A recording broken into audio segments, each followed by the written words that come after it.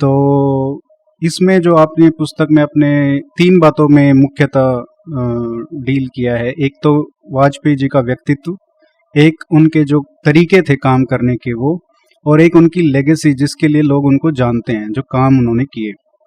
तो पहले मैं उनके व्यक्तित्व के बारे में पूछना चाहूँगा, क्योंकि आप उनके प्राइवेट सेक्रेटरी भी रहे, चाहे वो अपोजिशन में थे, जब वो पावर में थे।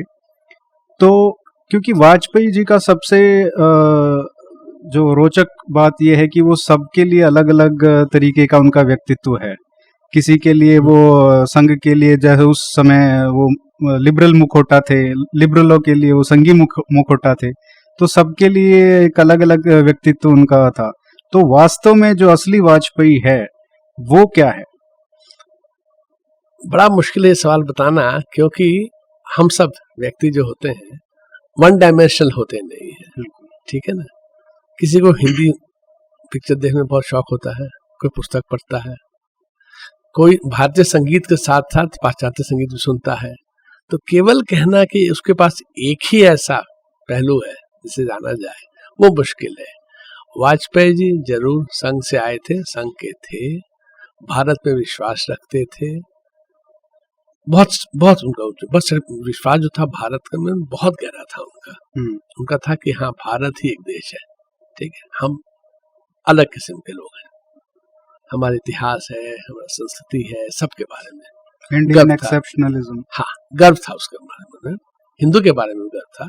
उसके ऊपर तो उन्होंने पोएम भी लिखा। हाँ, बट साथ साथ उनका ये भी मानना था कि जिस दुनिया में हम रहते हैं, जैसे वो कहते थे कि आदमी दोस्त बदल सकता है, पड़ोसी नहीं बदल सकता है।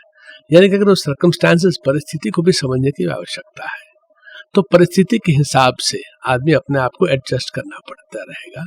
इसका मतलब नहीं कि हम अपने आदर्श को छोड़ दिए, इसका मतलब है केवल उसको हम अडेप्ट कर रहे हैं, क्योंकि परिस्थिति बदल रही है। अब हमें कुछ सिखाया जाता है करने के लिए, परिस्थिति बदल जाती है तो हमको बदलाव लाना पड़ता है, नहीं तो हम समझ नहीं पाएंगे, हम हैंडल नहीं कर पाएंगे।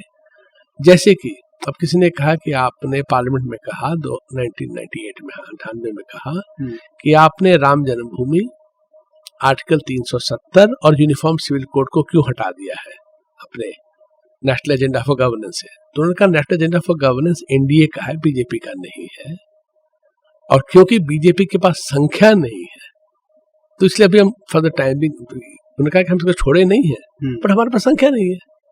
अब उसको कहना इसीलिए कि अब इसीलिए लिबरल कहेंगे कि वो संघ के हो गए, संघ वाले कहेंगे देखो ये हमारा कोर वैल्यू छोड़ा है, कई ऐसे बातें सब नहीं, बट कहने का मतलब है तो ये तो होते रहता है। अगर आपको कोई भी आप देखिएगा, राजनेता को देखिएगा, और ऐसा राजनेता जो कि 40-50 साल तक भारतीय राजनीति के एकदम बीच में रहा है, सेंटर में रहा है, तो अवश्य ये सब कॉन्ट्रडिक्शंस आपको नजर में आएंगी।